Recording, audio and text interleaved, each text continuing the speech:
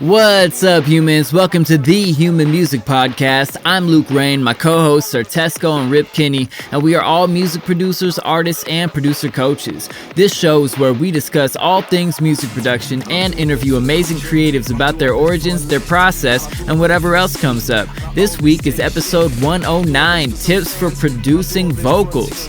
What is vocal comping? How do you mix vocals? What is a vocal chain and what belongs in it? What about compression, EQ, and de-essing? How do you do the wet effects like reverb and delay without washing out your takes? How perfect do you need to make your vocal mix? We each dive into our own vocal chains to let you know how we get our vocals to sound how we like. The song of the week is Sam Shoemaker, Do It For Me, the Rip Kinney remix.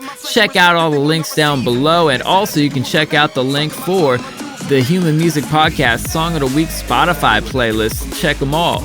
Support our sponsors while you're down there, like Dojo TV, the free producer live stream classes from the Dojo Senseis, or Tesco's Patreon, where you can get access to his private Discord, track feedback, and private lessons.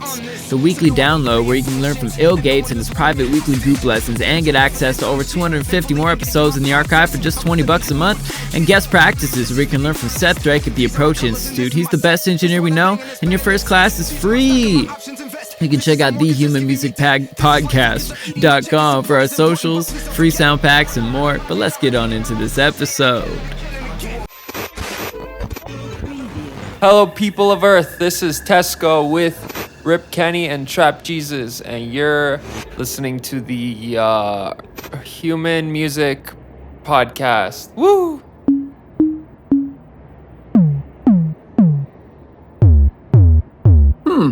Human Music Podcast. I like it. All right, humans, welcome back. Yeehaw. Fwamp, fwamp. Womp, womp. Womp. I like it. We're going to talk about some tips for producing vocals. Last week, we went in on recording vocals and kind of hinted at a couple production techniques, but we want to give you a deep dive on the actual, okay, now you got a good vocal take. What do you do? What do you do? What do you do? Hey, what do you do? What do you guys do? That's things. Would you like to kick it off, Evan? I think one good thing to start with might actually be just a discussion of comping, because we mentioned it in the last episode, but we didn't actually go into what it actually is. If somebody's like, what is that word you just said? Comping? It sounds like a word, but I don't know that word. What's vocal comping, guys? Vocal comping is when you record multiple takes of the same verse, and then you can slice up little bits from each verse or whatever. It's just for take. verses, though. Yeah. I like to do it on guitar solos, any kind of lead line. If I'm doing drops for sound design, I comp. If I'm doing vocals, guitars, like I said. And the benefit that comping has is you can get much more into your flow and your element and the feel of the take, and then you can stitch together all the best parts of it without having to meticulously plan out each nuance of what you're gonna do and then kind of kill the feel through just trying to do that specific thing 20 times until you get it right. Usually it's more than 20 times. Yeah. So comping means compiling. It's like Tesco said. Look at you. Yeah, you is that what it stands teacher. for? I thought it was composite takes. I mean, composite, compile, same root word. But either way, you take the same thing you're gonna do, record it, multiple ways, and then go through line by line or phrase by phrase, and be like, all right, which of these X amount of takes was the best one for the first line? Oh, we're keeping that one. And what about the second one? It's a really good way, from amateur to intermediate to professional vocalists, people do this, and it is a great way to go. Like Tesco says, you just get to roll through the take a bunch of times without worrying whether any one take was perfect. And then you just go line by line and be like, okay, cool. I like the way I did the inflection here, and the emotion is best on this one. And I nailed the pitch on this line. And you just get to take the best of each take and put them together. Exactly. And into a composite take. luckily Ableton 11 has added comping, but if you're like me and have a computer, well, okay, so my sad story is that my computer, I've found that, we need a little background violin on the world's smallest like violin. I'll pretend now that I'm going to add it and then not. Thanks. I appreciate that. The operating system for my 2015 iMac that I've found to be unbeatably stable, like it's so stable, like Ableton rarely crashes on me, is the version right before the one that's compatible with Ableton 11. And this computer is kind of on its way out anyways, but I'm not going to get a new computer or change anything about my setup until the album is finished. So I'm stuck in Ableton 10 stock, but I love it. I don't know the difference yet. So when I don't have comping, what I'll do is just have the line up top, and then I'll loop the line and basically go through, and with the loop in the clip, I'll just like scan through and listen to each one. And when I find one that's like great, I'll pull it down. I'll have like, maybe 5 audio tracks below it, and I'll organize them by like which one is my favorite. And so like the best one that I've heard so far will go at the top. And if I hear one that's like, okay, I'll put that on maybe like line the third audio track, and then I'll go through and be like, oh, that one's better than the one I thought was the best before, so I'll move the top one down to line 2, put that one on the top, and then just go through like that. And if I find ones that are like, this one's incredible and I'm not sure if that's more incredible than this one, I'll just color it red. Like red means like that take was fucking dope. Like I don't know if it's the one I don't know if it's the one I'm gonna use, but I really like that one. And so that way you'll have like a hierarchy and like these 3 are great, but I only have one great take for this one. Like maybe I'll layer this one and not layer this one, or if you figure it out later, but like that way you at least have a structure for organizing your comp clearly when you don't have Ableton 11 or you're in a DAW that doesn't have a clean comping feature. Mm-hmm. So I don't know if I could go back anymore. Yeah, there's multiple ways to do it, but there's also some technologically facilitating type of ways. Reason also has actually one of the things, like along with the pitch editing in the vocals, like their comping feature has been really good for a long time. And even well before I even knew it existed, I was like, what is this weird place over here that I accidentally click into sometime? And then I finally learned what it was. I'm like, oh shit, you mean I don't have to do it basically the exact way Evan's talking about? Nice. It's tedious. It's tedious. Fucking tedious. But I figured it's worth mentioning if anyone's listening that doesn't have a nice comping feature. Mm-hmm. Absolutely. It's not vital for the process, but it is very helpful for the process to have that comping feature like Ableton 11 or Reason, or I'm sure other ones have it too. So one thing, I was just going to move on if you have something on comping. Yeah, I was going to say comping really opened the doors too for me for, earlier we were talking about getting in your feel and not focusing on the meticulous part of like the specificities of what you want. It's nice because you can try the same part in multiple different ways. And then I found you might have 3 versions of the take where it's soft spoken, you might have a belt version, you might have a lower, a higher. And then the thing that comping easily enables you to do is kind of incorporate arrangement patterns within different vocal tones and textures and deliveries and stuff. So much like how when you're constructing a melody, you could have a A-A-B-B pattern or a A-B-A-B-A-B-A-C, whatever, you can have a soft vocal belt, soft vocal, high vocal, or whatever, and you can start to incorporate those kind of patterns within your vocal lines through the textures as well, not just the melodies.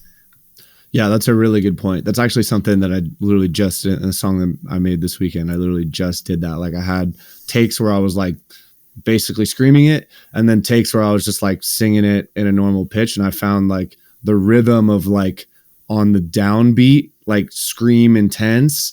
And then the next line will kind of like start intense, and then the response to that one is a little bit softer, and then it's the same thing. Intense, start intense, second half of the line softer, and a lot of that was just through comping the takes. Some of them I actually, after realizing that's how I wanted to do it, was able to sing like a combo of both, but I only found that through comping, and also like I wasn't able to do all of them like that. But exactly like you mentioned, sometimes you find like a duality that sounds cool, and doing different takes like that, it's easier to do. Yeah, that's a dope perspective. I hadn't thought about that one before.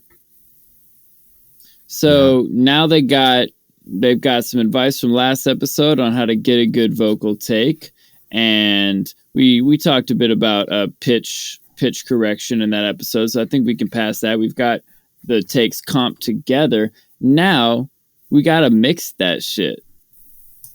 How do we mix a vocal, guys? Well, should we all talk about our vocal chains? I feel like at the same time. Yeah. 3, 2, 1, go. Gate compressor. Yeah, and then the pitch correct. I mean, yeah, let's talk about chains. Let's talk about chains, and then I think there's a really simple way at the end to break it down. And I've covered this in my YouTube videos too, but I think going through our chains and talking about it will show the similarities, and then hearing what they are verbalized, the core concept under the tools that we're choosing will help really solidify this knowledge for the listeners. Mm-hmm. Yeah. Would you guys like to kick it off? Yeah, I'll start. So on each track of vocals, because there's like, many, and then you have your group that has like your full vocal chain on it. At least, so this is how I do it. I have the full vocal chain on the group, and then on each track I'll have usually waves tune to start, which is like, obviously you can go from a wide range of like, you notice it's there, to like you wouldn't know it's there at all. And I guess worth mentioning, like if you have a quick retune speed but a really slow like note transition, and then you give like a bit of tolerance there. So I'm just talking about waves tune because it's what I use, because 6th Street showed it to me and I was like, oh yeah, I can afford that. Auto tune is $400. I don't want to buy that. And yeah, if you give there's like a tolerance knob on the note transition, you can get like a really natural, but just kind of nudging stuff all the way up to like obviously tuning it. So then after tuning, I'll have a compressor with just soft settings. So like it's a glue compressor with like 30 milliseconds attack and 0.1 release. And then I'll have an EQ if the take needs it. Like if I was really close to the mic or something and I need to like scoop some low mids and bass. And then a more aggressive compressor after that. I don't necessarily know the settings, but you can think of anywhere more aggressive, short attack, long release.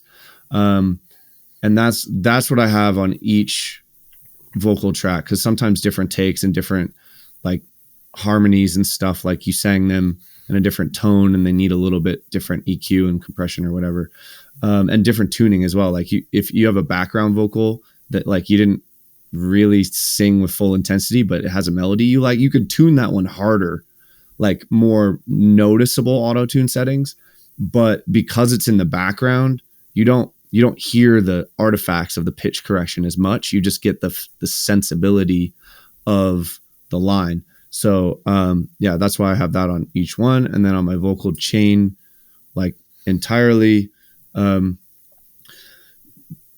it's a lot of shit, but generally it's like reductive EQ, and then saturation, and then de-essing, sometimes 2 de-essers in like different spots, and like I'll play around with which one sounds better. Sometimes like the waves one that I have sounds good. Sometimes I made a rack that's, before I had a de-esser at all, I literally just did like a 3-band split on with a multi-band compressor, soloed different bands, and then had a compressor just on the high band, like maybe 7.5K and up, and just have a compressor that like turns that vocal down on just that band anytime it hits, above the threshold or whatever. I mean, that's kind of what a de-esser does anyways, but you can set that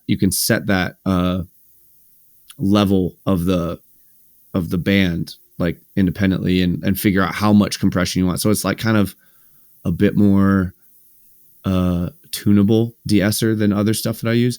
And then after that, multi-band saturation. So I just use like the Ozone 5 exciter, which is multi-band, and then also the Ozone 5 stereo imager, which is multi-band stereo imaging, and then more compression, sausage fattener. Yep, I do. Of course. About 2%, just enough, just get a little heft, and then it's some sort of EQ to add air after all of that. So like air, when I'm talking about air, I mean like 15K, 16K, just a little boost at that range. And it's like, just gives a little bit of shine to it. And then after all that, sometimes I'll distort a bit if I'm trying to get like a really raw sound.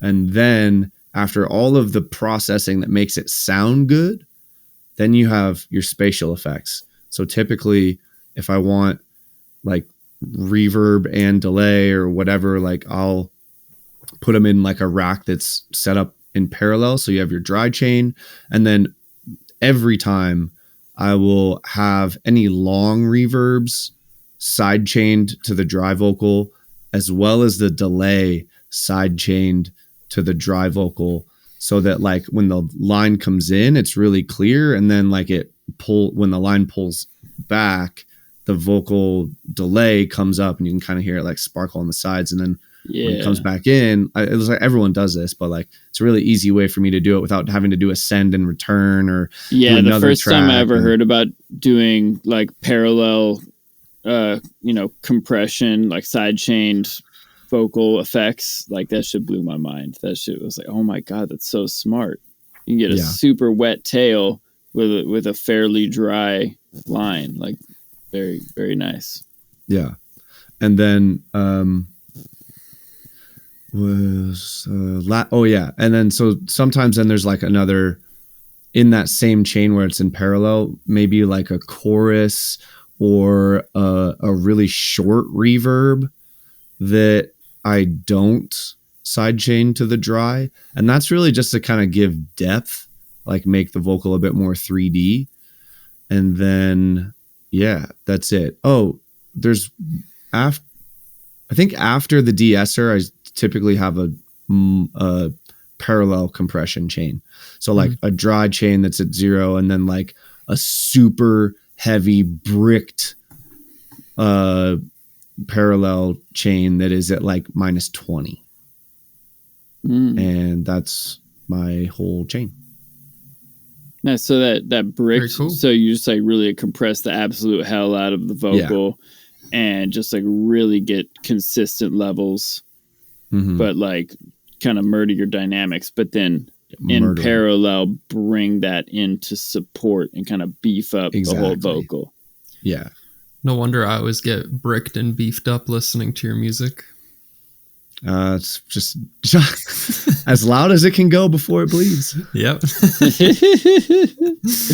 Telling you, I will buy that shirt. White with red dripping letters.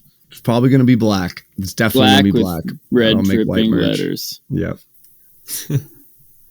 How about you, Luke? So I've been enjoying just like putting the CLA 2A on first. Just like a nice, like smooth, emulation of a nice hardware classic, the LA 2A compressor, and it's from Wave, so it's accessible to everybody. I didn't have that for a long time, and then it was on sale, and I'd heard people talk about it so much. I was like, all right, well, let me just check it out. And now I use that shit all the time. I love that it just has 2 knobs. It just has like gain and gain reduction, basically. It's just like turn it up, and then how much do you want to squish it? And yeah, it's nice and smooth. I don't want to hijack your chain, but I realized that something that's kind of important to note on mine is before it goes into the computer, I have on my Apollo a preamp that's in the unison settings, right? So it's modeling the physical circuitry of a preamp, and then an LA2A emulation on the way in as well.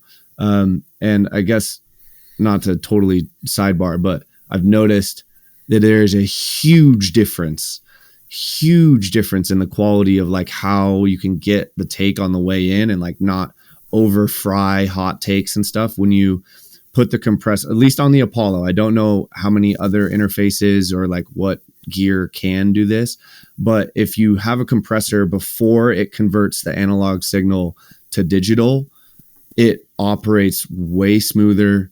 You get less distortion. Like I can scream into the mic at like really close proximity.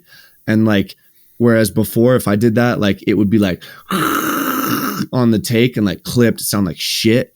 And like, if I really like as bad as it could be, like eyes closed, mouth against the mic, scream, it is just like, yeah, like literally eating the mic.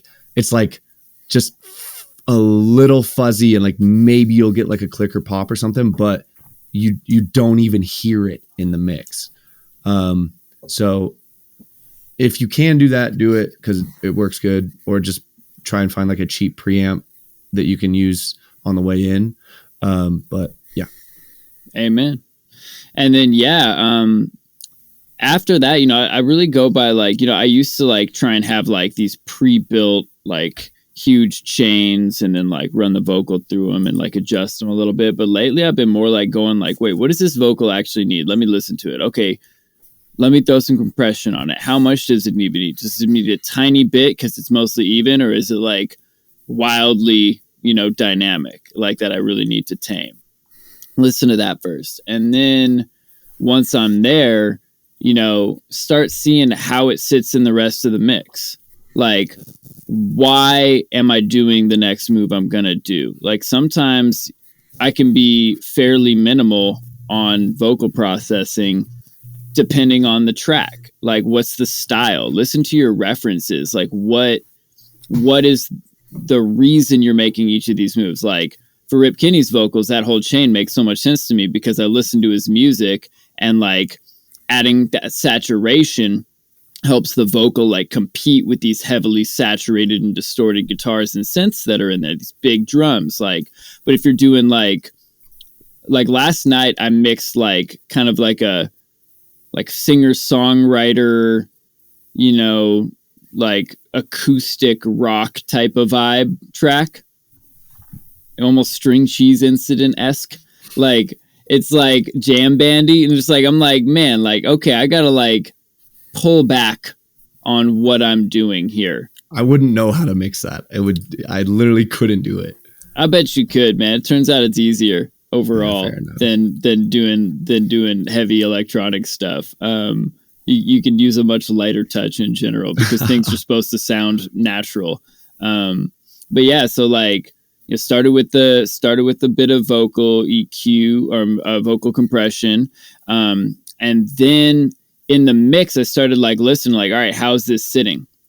And I noticed this particular take was, you know, it was fairly mid heavy from the mic they used, and it didn't have a lot of sparkle on top. And I have two EQs I like to use to add that sparkle. One of them is a classic, the Tube Tech emulation, the one that has the highs and the lows. You can do the Pull Tech. Like the Pull Tech emulation, pardon me. I have the Tube Tech version from Softtube, and it's got like the highs and lows. The lows that you can kind of do that kick trick with, where you boost it and cut it at the exact same frequency, and it like gives this thump to your kick. Wait, I don't do that to the dude. Yeah. It's called the Pull Tech trick. I don't understand. Yeah, it's like, well, it's because it's like there's a weird curve to the way that the shelves work, and it's the the way it works, it has one knob for boost and one knob for attenuate. And so somebody at some point was like, yo, let me like turn both of these up. And it just like does this great thing to the kick. It's fucking awesome. What EQ is this? Pultec EQ. Pultec. It's like, you know, like the blue, it's like a blue box. Yeah, I think I have that one. Yeah, man. It's this is really interesting to me. Yeah, it's a super cool trick. Are they like different like phases? Like one's linear phase, one's natural phase? No, it's like both of them. Both of them are analog modeled, but it just gives like some weird, like the way the two curves like cancel each other out and then like line up differently, like gives it like this like kind of a node that just like boosts something and cuts something right near it. I don't know if the cut is above the boost or what, but it gives it this like little extra thump to it. It's like, yeah, it's a classic trick. But using that EQ, I often use the other part of it is a high shelf, and you can set it, you know, anywhere from like, I don't know, like 1 or 2K up to like 20K. And so you can like pick where your air band sounds best. And I like to scroll through that. And sometimes it's as low as like 3K. Like if I need some more of that like pain zone to like really get the diction of the vocal out. And sometimes it's, you know, I'm putting it way up at 15 or 20.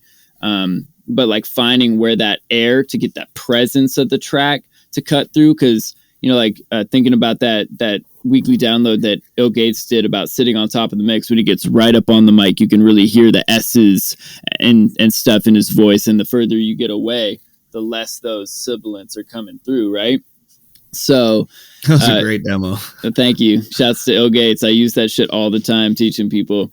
But yeah, like having that knowledge that your brain knows something is closer when you can hear those high end, like that vocal is supposed to be, the lead vocal is supposed to be like one of the closest things to you, relatively speaking, in the mix. So making sure it's got that good high end so that it can sit on top, but also then remembering to balance that with what the low mids are doing. You want that to sound like round and full as well, because as you notice, like the low end of my voice also gets a lot louder when I get closer to the mic, and when I get further away from the mic, it gets less. So having that knowledge of like the lows and the highs are the part that like really give that presence and that close feel, that in your faceness. So like your lead vocal, I'll often, again, only if it needs it, boost up like a really wide band, low mid. But sometimes I need to cut because somebody was really close to the mic and I need to pull that back. And then again, it depends on like what instruments is this vocal competing with in the mix. Like, you know, are there guitars, are there pianos? Is there a mid bass? Like what's going on that you know, that I need to like carve that around the vocal and then give the vocal, you know, what it needs, or take the vocal away from the vocal what it doesn't need. So, but these days I'm usually, especially in the beginning of the process, pretty light on how much I'm EQing. And then later on, like once the whole mix is, you know, come together as a draft, then I'll like start to jump back in and do like some surgical things with some like dynamic EQ. I'm like, oh, this part of the chorus, he hits that note, and it just like feels like every time that note gets hit, it's like a little harsh. Let me just put a little dynamic EQ right on that note that only happened, you know, set the threshold so it only hits at that point. And then you mentioned doing the 2 De-Essers. I also do that. I usually use Pro DS, and then you know, do something that's closer to that like 2 to 6K range, and something that's more, you know, somewhere in like the 6 to 15K range. Something, usually do 2 spots and you can see visually where it is. I like to have my threshold set as high as possible so that only those loud S's are getting hit, and then I'll crank the range until I'm getting about like 6 decibels of gain reduction on there. And then what can you say that again? Yeah. So on the Pro DS from FabFilter, yeah, you've got a threshold knob, and so I'll set the threshold knob so it's barely registering on the S's that I want to cut, and then it has a range knob for like, it's kind of like, you know, instead of a ratio knob, it's a range knob, and so I like set a very big range so that like when it just barely hits that S, then it really cuts it. And I aim for about, again, like my rule of thumb is like try for 6 decibels and then adjust according to what I actually need. But that's then cool. I'll have to try that. That makes a lot of sense though. I've noticed that when I don't do it like that, often like if the vocal, like a vowel that just has like a lot of energy to it will often also get cut. And I don't want that to happen. Yeah, that's actually an issue I've been having. So yeah. And I also just realized I have the FabFilter Pro DS, but I haven't used it. That shit is dope. Yeah, I really like it. It's visually very easy to use. It's really obvious. You get like a readout, like a waveform of what's happening, and then it highlights the points that it actually worked. So you can like see it and listen and see the gain reduction. It's beautiful. Dope. And you can also see like it has a little readout underneath of like just from like 2 to 20K or 2 to 15K or something. It'll show you where in there you're actually hitting. So you can just like put your little like filter around the one spot where the sibilance is happening. Cool. Yeah. And then similar with sometimes depending on the take, I'll like put like a reverb. If I just want a tiny bit of reverb, like a couple of %, I might just throw a reverb right on the take in the insert. But yeah, if I'm trying to do like a big drippy reverb, I'll do exactly what you were talking about and have a parallel chain that's side chained after the reverb or delay or whatever else. But yeah, so in interest of time, Tesco, I want to hear vocal delay. Your vocal chain. Yeah. Very interesting on the De-Essers. I feel like I don't use as much De-Essing as I maybe could. More of a slap soothe on it and call it a day kind of guy. But that's pretty lit. A note on de-essing before you de-ess, if you notice like on your just on the take before you like bounce it or flatten it or anything, like take that, like zoom in on that exact moment when that harsh S or whatever happens and just like turn it down. Yeah. Like literally just like turn it down. Slice it. And if you slice it and turn it down on the way in, like sometimes you'll have to turn it down like 20 dB to actually get it to sound where you want. But because it's before all your processing and everything, like you don't really notice it. You can do it a little bit on a flattened take. Like, well, at least for me, my chain is so computer bricking that I normally like have a separate session to do the processing. And then I bring it in because I'll fuck with the vocal to infinity if I don't do that, but beyond. Exactly. But because I do it like that, I have noticed if you have like a really strong sibilance or S or whatever, after you've bounced it, you can get away with like maybe 2 dBs of turning it down before it's noticeable. But on the way in, you can just crank it down, find where it works, and then it's good to go. Yeah, that's actually how Seth Drake does it. With that. That's how Seth Drake does it. He's like, I don't really like De-Essers that much, so I'll just like do the whole vocal chain, and then once I have everything set up, I'll just like go in and manually chop all the S's. And it's like that's it's where I learned it from. Painstaking, but it does also work. You should watch the approach. A lot of the stuff I learned about vocals was from sponsor of the show.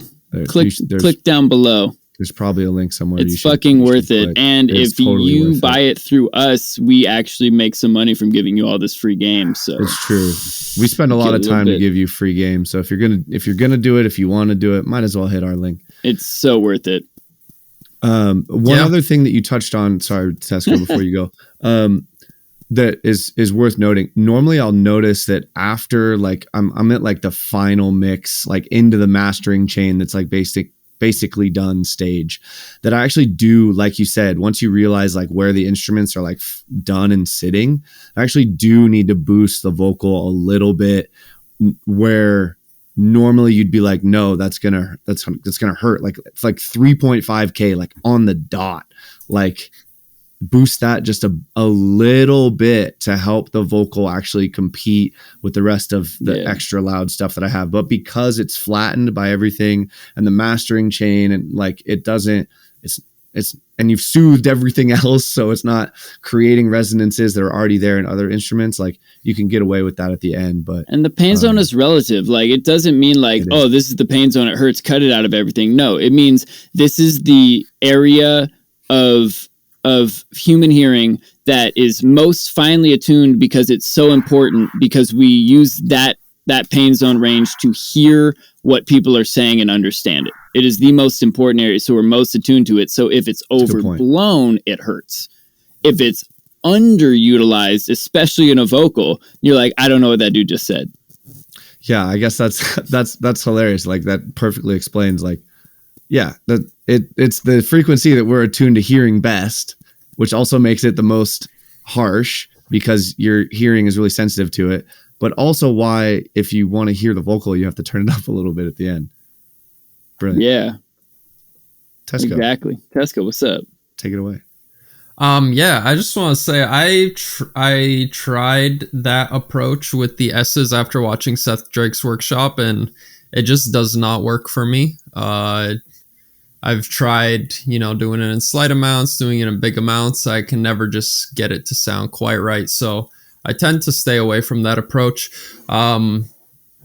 Something interesting is that Mike Dean, who produced Travis Scott's Astroworld, said they stayed away from De-Essers specifically because it killed some of the sharpness and aggressiveness.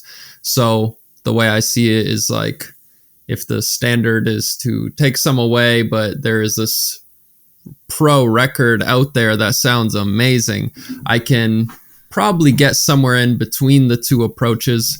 But what did they do instead? It's not like they kept the S's, like, and they just got the right takes. They didn't turn them down at all. They didn't compress the high end and get like everything in line. Like I'm gonna have to listen to that. I'm gonna have to listen to that record again with that in mind.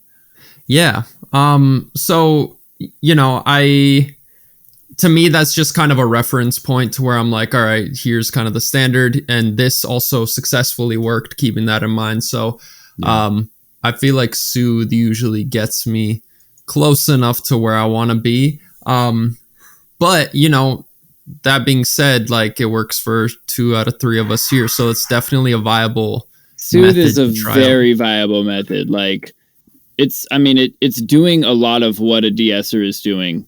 It just in like a more AI, like savvy type of way. And again, like there's no wrong answers here. There is, does it sound good? And if so, tell me how you did it. I want to learn. Thank you. Yeah. I mean, that is a really good point. Typically by the end of the process, when I've got, and like sometimes I'll have like a lot of distortion and grit and stuff on the vocal because I want it to feel both different from other stuff that I hear and just like really intense. Like it's a compromise. Like typically when I'm like focusing on like getting the S's out of the way, I'll like overdo it. And then you can't hear, like, it's not as aggressive than I want. And I got to back it off. And it's like a process like that. But I have also noticed, like I referenced Satisfy by Nero, and there are some fucking devastating S's and sibilances in that, like so sharp. And I don't know how I never noticed it, but it's like, okay, I've never noticed it in that record and they can get away with it. Like, cool, I'm good. It don't matter. Yeah, it's like Tesco said in our previous episode with getting your vocal take. Like, it's not about trying to get a perfect one, because every vocal take is going to have imperfections. Every mix is also going to have imperfections. It's about like finding that balance between like feel and like not getting pulled out of the moment. Yeah. And I guess what I'm trying to say is that when you're listening to the take and you're like, are the S's too loud? Just listening to the S's, like you'll overdo it because the S's are just a tiny part of the overall impression of the vocal in the total mix when it's mastered. Like, don't just blast the S's down because it's not going to be good. Amen. So what's your vocal what's your vocal chain?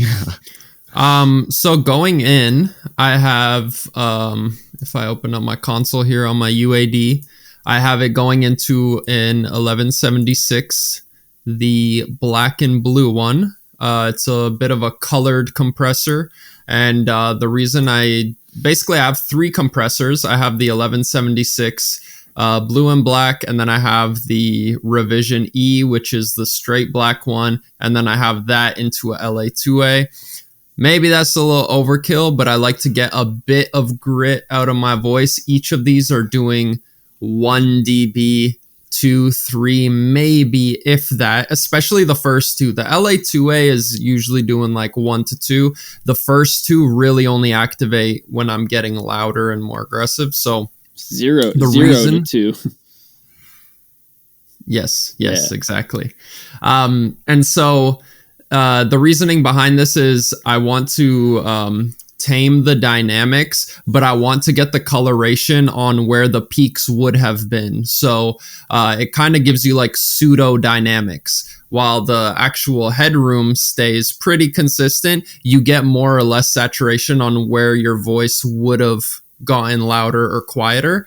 And so, yeah, I just think of that as like pseudo dynamics. It doesn't eat up headroom, but the coloration kind of simulates that kind of loudness that would have been there. So you say you do the bluey on the way in, and then what was the second one? I do blue Rev into E? the revision E into a LA2A. Okay.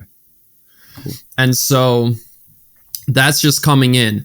Now, if I wasn't using the Apollo, I'd normally have 2 compressors on the way in, but I like to just save the CPU. And the main thing really is you pick a nice analog modeled compressor for this. So that's big. And then the way I kind of think of it is like, if you want something to come closer to you in the mix, you need to boost the lows and highs. The lows are going to give you the weight and support behind whatever the instrument is, and the highs are going to give you the energy, brightness, intensity. If you think of something like ASMR, it takes virtually no effort to whisper, but like it sounds really crispy and upfront. So fundamentally, sounds that are upfront are going to have some kind of high and low boost. Now, the lows are going to be very important to place the kind of weight of the vocal in the mix. If you have like a 808 or a sub, you don't want the lower part of your voice to feel like it's coming up higher than the harmonic of your low end. So essentially, I EQ after that to kind of get it sitting in the field of depth correctly, and then I brighten it up to get to make it sound more modern and polished and like radio ready, for lack of a better term. So compression, EQ, and I should note too, on my preamp in the Apollo, which I'm using the UA610B, because the Apollo shit is expensive. I also like at the studio I work at to use the Neve 1073. The important thing is have some kind of preamp to give you some slight coloration when you do these kind of high-end boosts. So anything I'm doing with the EQ in my DAW is a little more minimal, since I'm getting more of that analog kind of boost. This is going to be really important because you're going to avoid that kind of sharpness that typically I found myself having to use heavy de-essing on later. But that's essentially how I balance the frequencies, and then I get a consistent dynamic consistent dynamics with the vocals, right? I want every part, whether it's loud or quiet, to be sitting at the forefront of the mix, and I want it to sound bright and modern.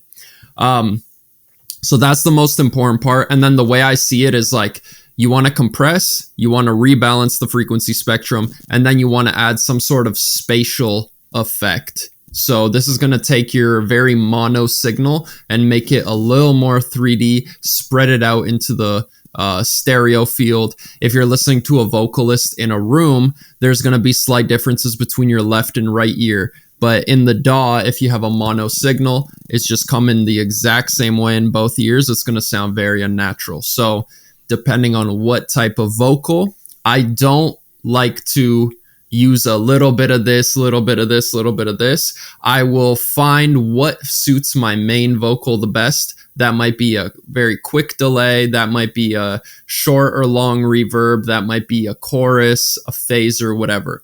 I like to find one spatial element to kind of spread it out. And then for the other elements, like my harmonies, my backgrounds, my ad libs, my little effects, vocals, all that, I'm going to give each of those one other spatial effect. So like in a chorus, let's say if I have my main and I have some group vocals, maybe the main has a delay and then the group vocals get a reverb. And I found that is a really nice way to make sure that you don't muddy up your mix and everything helps gel the whole vocal mix together. So that's really the base. And then soothe, like I mentioned earlier. That's really the basis of my process. Get the vocals consistent, volume-wise, rebalance them to sound modern, which is the high-end, low-end boost, or you could think of it as scooping out the mids, and then a little bit of spatial effect. Chorus, reverb, delay, phase, flange, whatever. Soothe. Then last thing is on my vocal group, I'll do just a teensy bit to just glue everything together. Here I like to opt for either the Pultec compressor or something that gives just a teensy bit of coloration, but this really depends on your style too. I find this works well for me, but for clients I've worked with, sometimes you want a bit of a cleaner approach. Just like you were saying earlier, Luke, it really depends on the context of what you're trying to do. If the mix is more minimal, I'll probably back off one of the compressors going in, probably won't boost as much highs, probably won't pick a colored compressor for the group, but if it's more aggressive, I'll do more saturation and so on.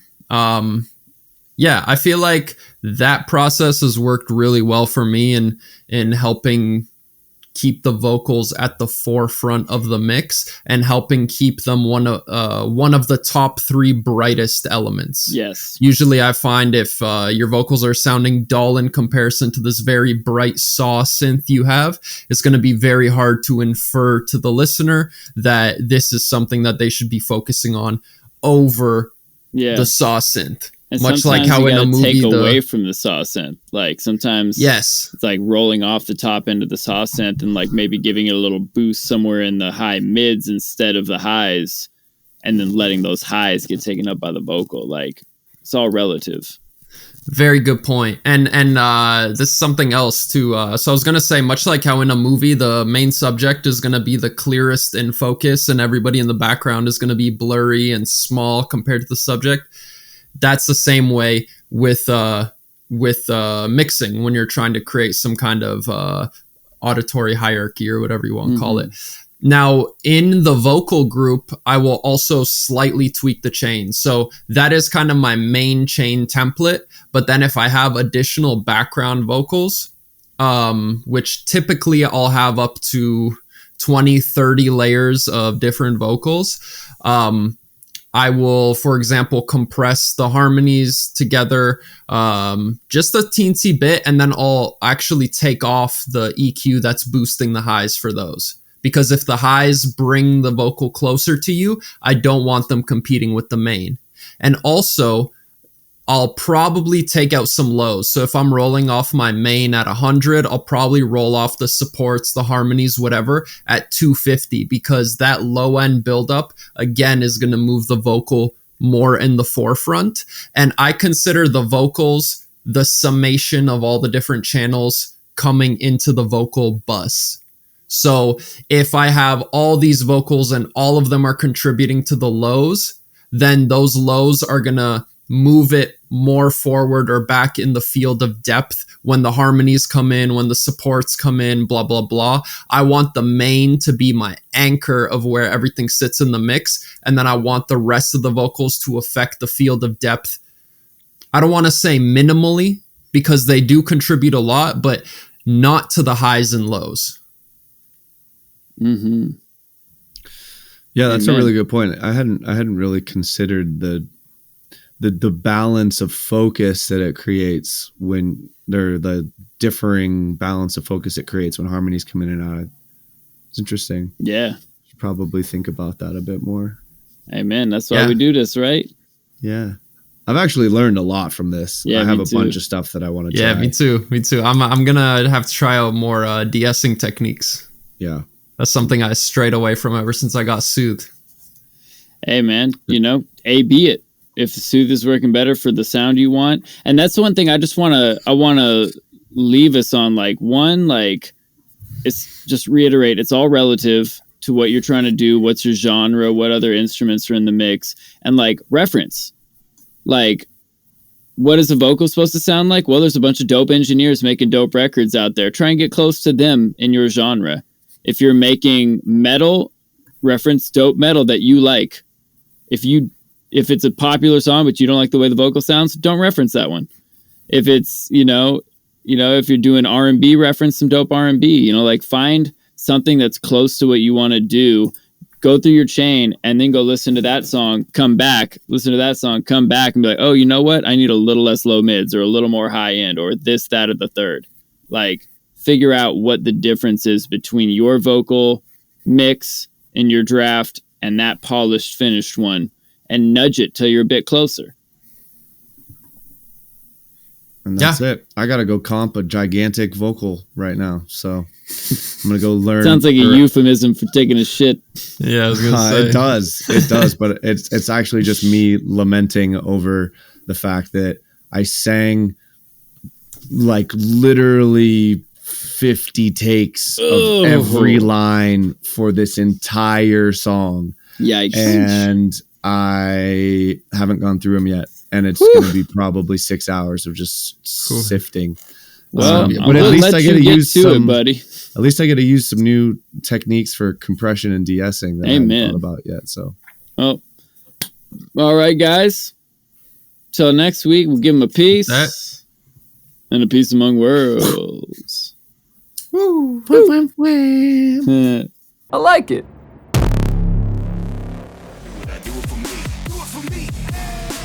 All right, humans. Thank you so much for being here. That song of the week again is Sam Shoemaker's Do It For Me, the Rip Kenny remix. Go down there to the links below to your favorite streaming service and run that up. Save it, like it.